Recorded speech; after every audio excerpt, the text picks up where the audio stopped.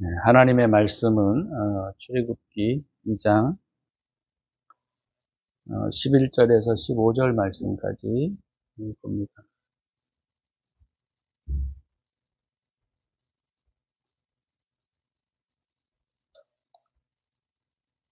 모세가 장성한 후에 한 번은 자기 형제들에게 나가서 그들이 고되게 노동하는 것을 보더니 어떤 애굽 사람이 한 히브리 사람 곧 자기 형제를 치는 것을 본지라.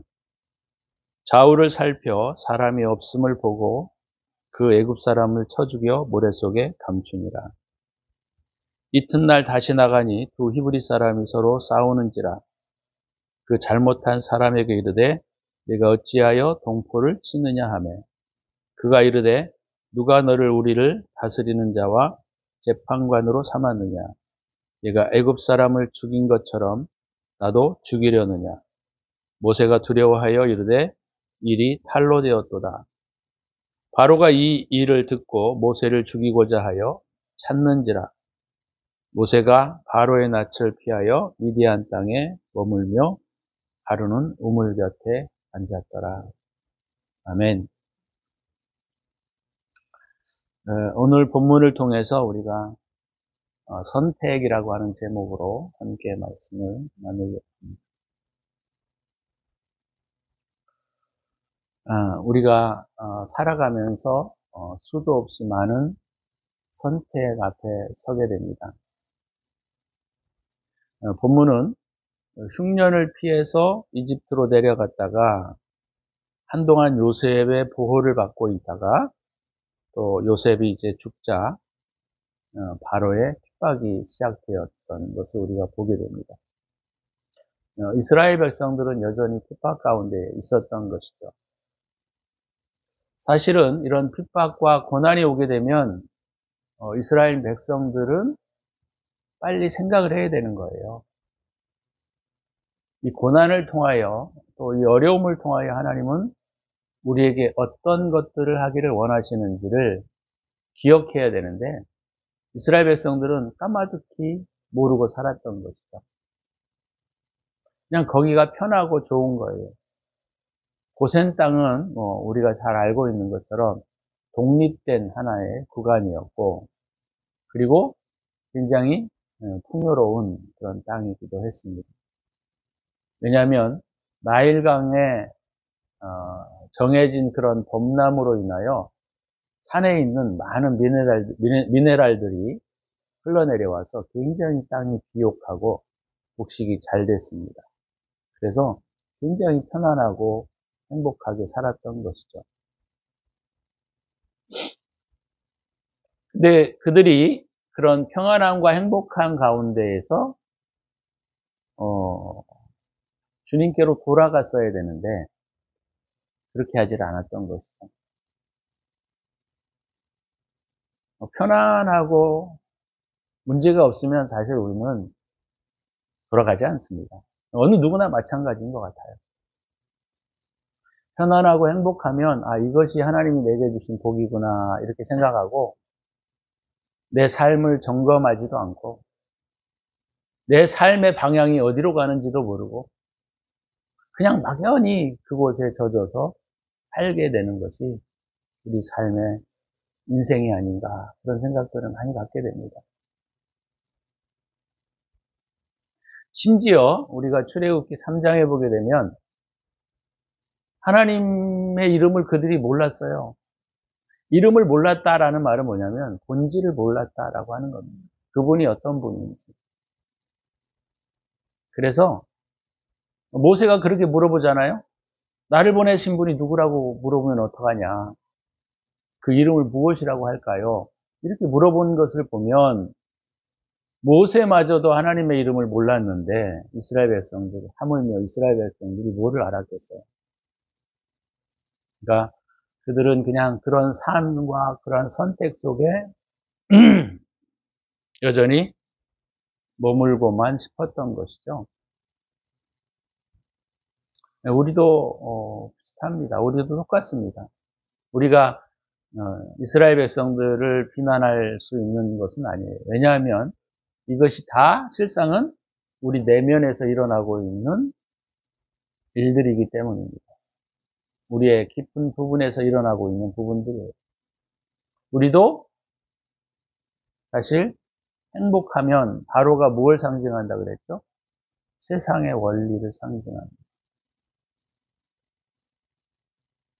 그러니까 이스라엘 백성들도 그냥 그 세상의 원리 속에 그냥 살아가는 거죠. 그리스도인들도 그냥 다만 교회는 다니고 또 교회 안에는 머물고 있지만 자기가 어디를 가야 하는지, 어떻게 살아야 되는지에 대한 고민들을 갖고 살지 않아요.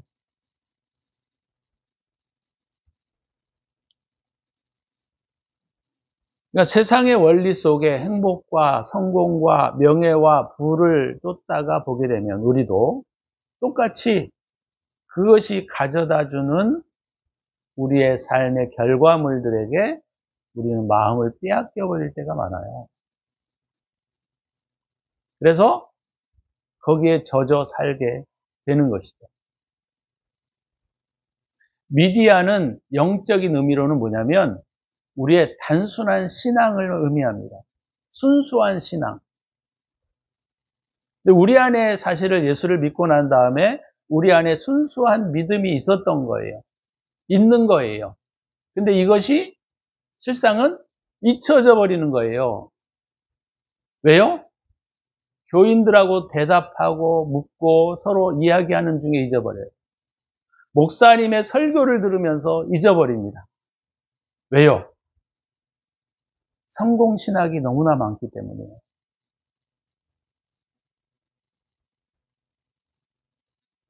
그죠? 그래서 교인들하고 교제할 때마다 누가 하나님의 은혜로 잘 됐다 그렇게 이야기를 들어보면 우리도 그냥 거기에 젖어서 무엇이 진리고 무엇이 옳은지에 대한 생각들은 없고 그냥 종교적 껍데기만 남아버리는 거죠.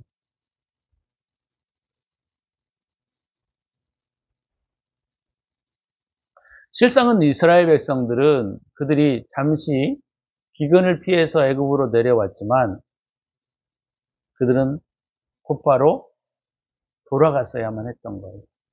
근데 그들이 이런 세상이 주는 안식과 평안과 기쁨과 이런 것들에 의해서 그냥 안주해버리게 되는 그런 상황에 놓이게 되는 것이죠.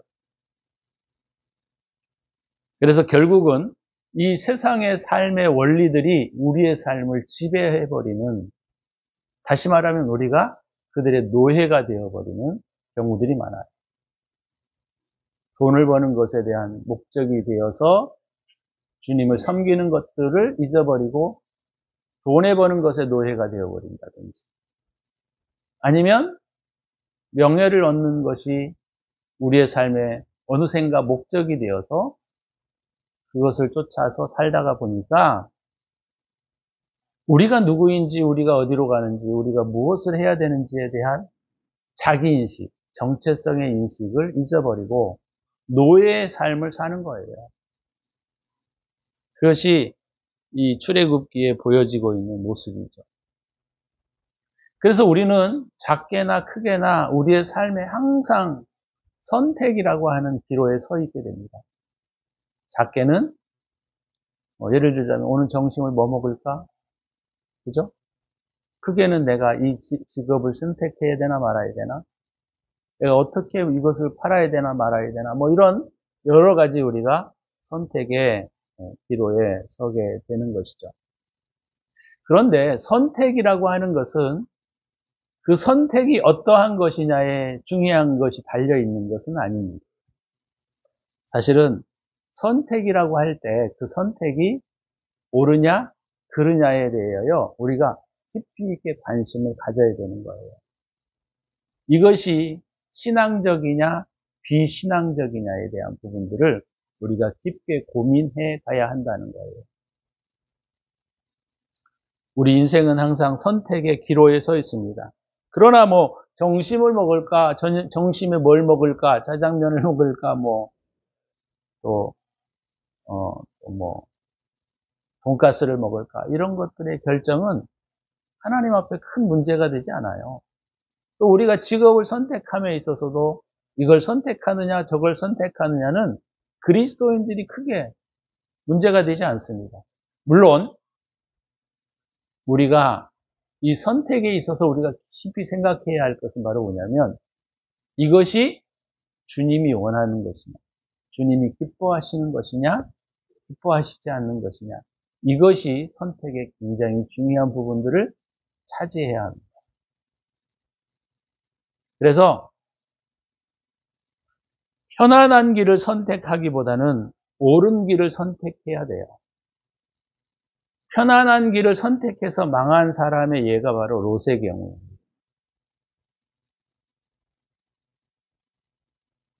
롯은 아브라함과 목자들이 다투고 난 다음에 동편을 보니까 너무 거기가 풍요로운 땅이었어요. 그래서 거기를 선택하는 것이죠. 롯의 선택이 틀렸다라기보다는 롯이 하나님께 묻지 아니하고 선택했다라고 하는 것이 문제인 거죠. 우리도 마찬가지예요. 우리도. 그래서 이 선택이 옳은 것이냐 그른 것이냐가 우리가 선택할 때 가장 주안점을 두고 선택해야 하는 일이죠. 또 어떤 면에서는 쉬운 길을 선택하는 것보다는 우리는 항상 바른 길을 선택하셔야 합니다. 바른 길이다라고 했을 때에는 뭐 세상적인 진리도 있을 것이고 신앙적인 진리도 있을 거예요. 세상적인 진리도 우리가 무시할 수는 없지만 신앙적인 진리 또한 중요한 부분입니다. 신앙적인 진리는 무엇과 가장 깊은 연관성을 가지고 있냐면 우리 내면의 상태와 굉장히 깊은 연관성을 가지고 있어요.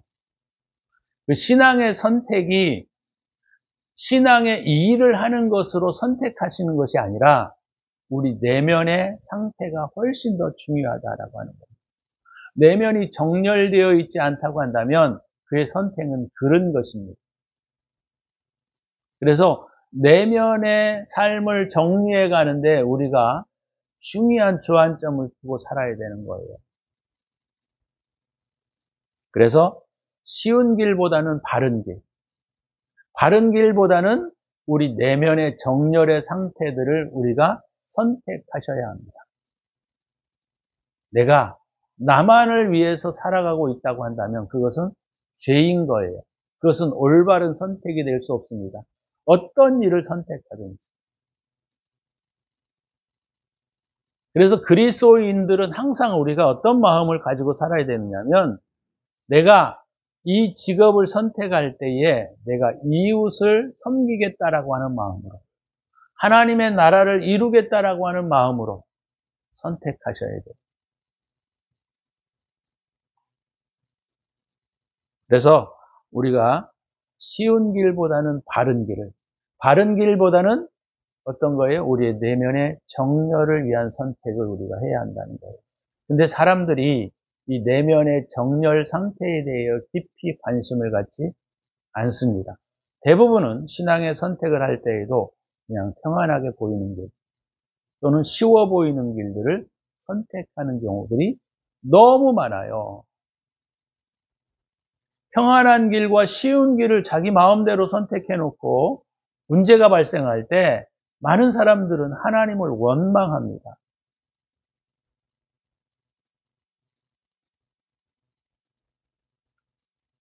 사실 모세는 우리가 가만히 보면 그는 왕위에 오를 수 있는 가장 적절한 위치에 있었던 것을 우리가 역사를 통해서 알 수가 있습니다. 그죠? 그러나 모세는 선택을 할 때 쉬운 길과 평안한 길을 선택하기보다는 믿음을 선택하였다 이렇게 말하고 있어요. 히브리서 11장에 보게 되면 믿음의 사람들에 대한 나열들을 표현할 때 모세는 바로의 공주의 아들이라 칭함을 얻기를 거절하였다 이렇게 표현하고 있는 것을 볼 수가 있습니다. 우리가 그걸 가만히 살펴보게 되면 쉬운 결정은 아니다라고 하는 거예요. 여기에 이제 물론 히브리 사람들을 죽이는 장면들이 나타나고는 있지만, 그죠? 히브리 사람을 죽이면 자신에게 돌아올 해와 문제들을 바로가 몰랐을까요? 거의 그가 40세가 되었는데 다 알죠. 물론 여기에는 또 모세의 약간 어수룩한 면들이 있었지만 어찌됐든 간에 모세는 하나님의 나라를 위하여 선택했다. 이렇게 표현하고 있습니다. 다른 표현으로 말하면 이걸 내면의 정리를 위한 선택을 했다. 저는 그렇게 봐요. 물론 자기 힘으로 문제를 해결해 보려고 했던 것은 잘못이지만 하나님의 나라를 위하여 선택해 갈 때 하나님이 그의 삶을 이끌어 가십니다. 근데 모세가 이런 선택을 하게 됐을 때 결국 그가 어디로 가요? 미디안 땅으로 갑니다. 그러니까 자기가 하나님의 나라를 위하여 어떤 일들을 과격하게 자기 힘으로 이루려고 했을 때 물론 실패를 경험할 수 있어요. 하지만 그 실패는 오히려 뭐예요? 자기의 순수한 신앙으로 다시 돌아가야 한다는 거예요. 미디안 땅에서 내려놓는다라고 하는 의미는 바로 그런 의미를 갖는 겁니다. 미디안 땅에서 그 가지고 있던 모든 직위와 명예와 위치와 모든 것들을 다 잃어버렸을 때 모세는 이제 자기 힘으로 무언가를 해볼 수 있는 능력이 그에게 없는 거예요. 그것을 우리는 뭐라고 얘기하느냐면 강제로 내려놓게 되는 단계예요. 그래서 하나님이 모세를 불붙는 떨기나무로 찾아오셨을 때 모세는 못 간다 그랬습니다. 그 전에 같았으면 못했을까요? 당연히 하죠. 제가 갑니다. 주님이 나를 선택해 주시는데 제가 뭘 망설이겠습니까? 이런 태도가 나오지 않았겠어요? 근데 그가 미디안에서의 40년의 삶을 살면서 첫 번째는 강제로 내려놓게 되는 거예요. 두 번째는 어떤 단계에 이르게 됩니까? 스스로 이제 내려놓아져 가는 거예요. 내려놓아져 가는 과정이 뭐냐? 우리의 신앙에 있어서는 순수한 믿음, 하나님을 사랑하고 이웃을 사랑하겠다라고 하는 순수한 믿음으로 가는 거예요.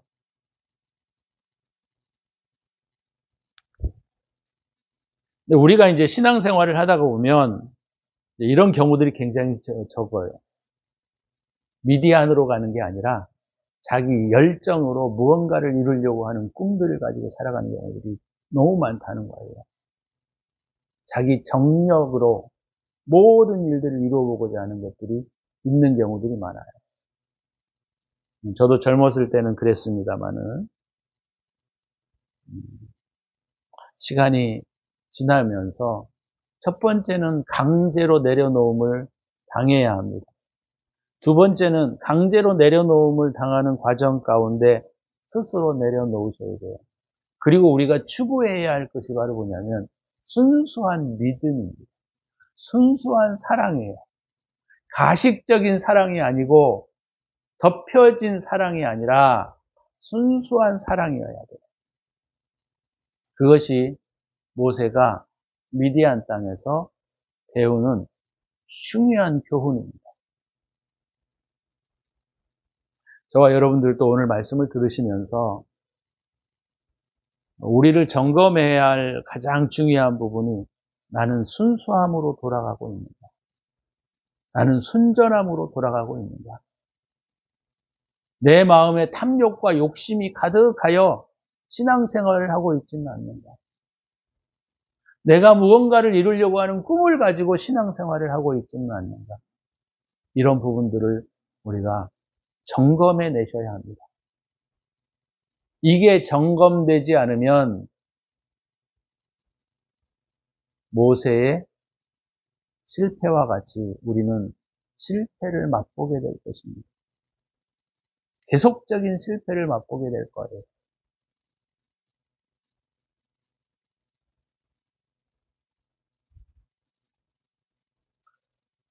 이 부분에 있어서 우리가 기억해야 할 것은 바로 그런 거예요. 물론 이 모세의 자기 힘으로 하나님의 나라를 이루려고 했을 때 하나님께서는 모세에게 실패를 경험하게 하시는 거예요. 우리는 가끔 그런 생각들을 갖잖아요. 내가 주님께 헌신하면 주님께서 내 삶을 풀어주실 거라고. 주님 앞에 내가 열정적으로 다가가게 되면 주님이 내 인생을 책임져 주실 거라고 우리는 믿고 있죠. 물론 그렇죠. 하나님이 우리를 인도해 가십니다. 그러나 우리가 생각하는 방향으로 인도해 가시지 않는다는 거예요.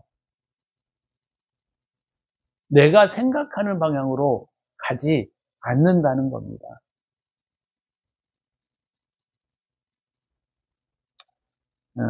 제가 옛날에 어떤 분이 간증하는 걸 잠깐 들었는데 그런 얘기를 하는 것을 들었어요. 자기는 주님의 일을 할 테니까 주님은 내 일을 해달라는 거예요.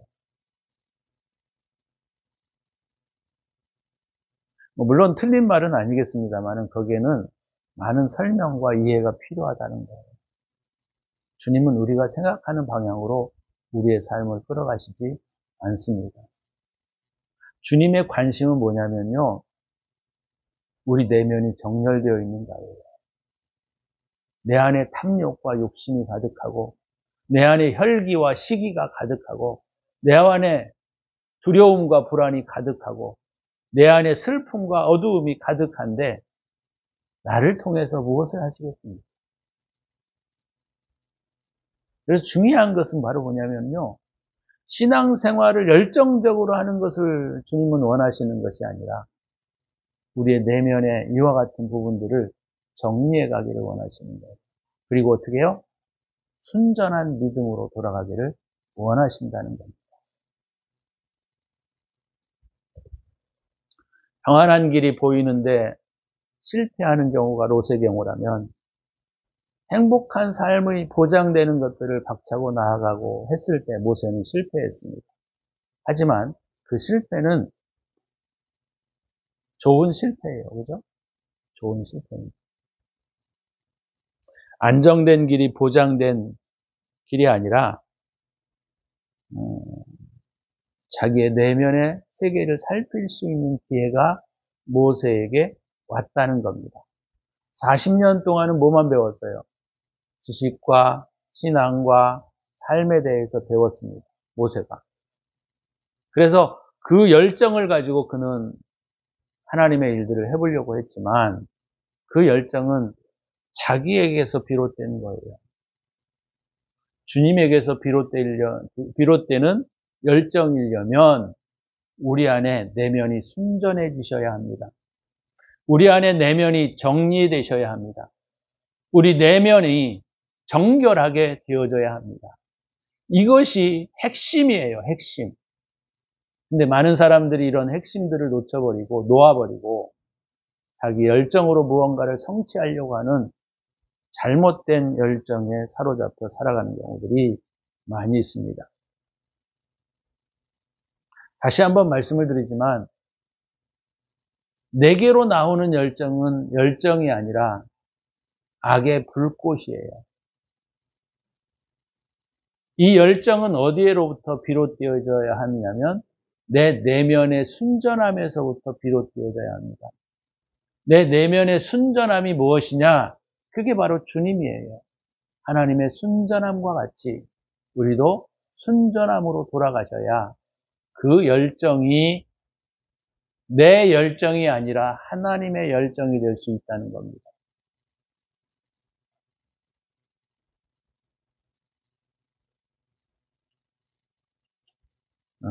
그래서 오늘 말씀을 통하여 저와 여러분들이 이런 점들을 우리가 점검하셔야 합니다. 그리고 우리는 미디안으로 쫓겨가듯이 쫓겨가야 합니다. 모세가 주의 일을 하려고 할 때 바로가 오늘 본문의 내용에 보면 듣고 모세를 죽이려고 하죠. 우리가 이 순전함으로 돌아가려고 할 때 어떤 일들이 일어나나요? 세상의 원리가 일어나서 우리를 자꾸 방해합니다. 너무 시간 낭비야. 지금 할 일이 너무나 많은데 거기에 집중할 수 없어. 이것이 과연 신앙생활일까? 이렇게도 우리에게 질문을 합니다. 저도 그런 질문을 되게 많이 받았어요. 뭔가를 주님을 위해서 뭔가를 해야 되고 막 열정적으로 뭔가를 해보기를 우리는 원하고 그것이 하나님의 나라를 이루는 것이라고 생각하면서 정열적으로 달려갔던 것들이 결국은 어떤 면에서는 내 열정에서 비롯된 것들이라는 거죠. 저는 이 말씀을 제가 오늘 하면서 저의 삶을 굉장히 많이 돌아봤어요. 저도 이 모세와 같은 과정들이 조금은 있었거든요.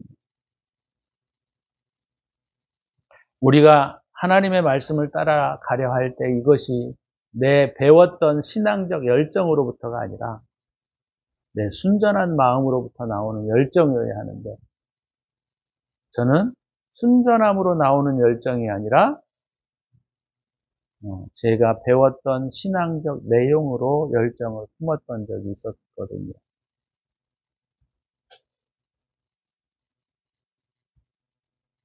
우리가 하나님의 법을 따라가려 할 때 우리 안에 올라오고 있는 이 세상적인 원리들, 욕구들, 이런 것들이 바로가 상징하고 있는 것들입니다.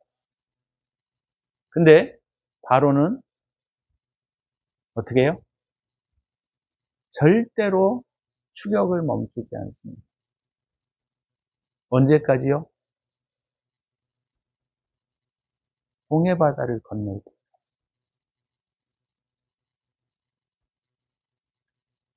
기가 막힌 거예요, 이게. 그러니까 우리 안에 세상적인 원리와 욕구들은 끊임없이 우리를 공격합니다. 언제까지요? 이 10가지 재앙도 우리 내면에 일어나고 있는 여러 가지 부분들, 잘못된 죄악의 부분들을 우리에게 상징하고 있거든요. 그러니까 우리 내면이 정리가 될 때까지. 또 첫 아들이 죽기까지. 그리고 홍해 바다를 건널 때까지 이 추격은 멈추지 않아요. 이 점을 우리가 기억하셔야 합니다. 저와 여러분들이 한 번에 딱 결단으로 우리의 신앙생활이 회복되어져 가는 것이 아니라 끊임없는 내면의 싸움과 내 안에 일어나고 있는 세상적인 욕망과 세상적인 원리들이 우리의 신앙생활을 끌어당기고 그렇게 살면 안 돼. 그렇게 가면 망해. 그렇게 가가지고 무슨 재미가 있겠어. 이런 것들로 저와 여러분들을 막아서는 것이죠. 그래서 신앙은 우리가 순전함으로 돌아가는 가장 중요한 기로에 우리가 살펴가야 할 가장 중요한 부분은 한 번의 작정과 결단이 아닙니다. 끊임없는 결단과 작정이 저와 여러분들에게 필요한 겁니다. 내가 한 번 결단했다고 해서 우리가 신앙생활이 확 돌아가는 게 아니라 세상적인 원리들은 더 우리를 또 억압하고 뒤쫓아오는 것이다. 그래서 끊임없는 결심과 결단이 우리에게 필요합니다. 그래도 나는 이 길을 가리라. 그래도 나는 이 길을 가리라. 그래도 나는 옳은 길을 선택하리라. 그래도 나는 바른 길을 선택하리라. 라고 하는 끊임없는 결심과 결단과 작정이 우리에게 필요하다는 것을 오늘 본문을 통해서 우리가 배워야 한다라고 하는 것이죠. 자, 오늘 말씀을 마치면서 저와 여러분들에게 이런 질문을 한번 하고 싶어요.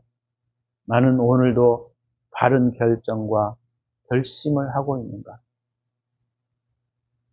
내 내면의 순전함을 향한 여행이 준비되고 있는가?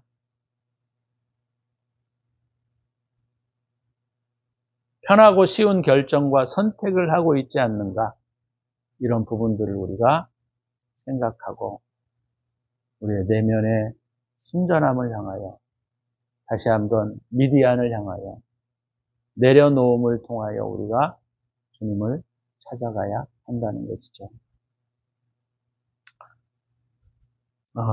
저와 여러분들이 오늘 말씀을 통하여 그 부분들을 점검하시고 다시 한번 결심과 결단을 가지고 또 일어서고 주님을 향하여 걸어가는 저와 여러분이 되시기를 주의 이름으로 축원합니다. 기도하겠습니다. 기도할 때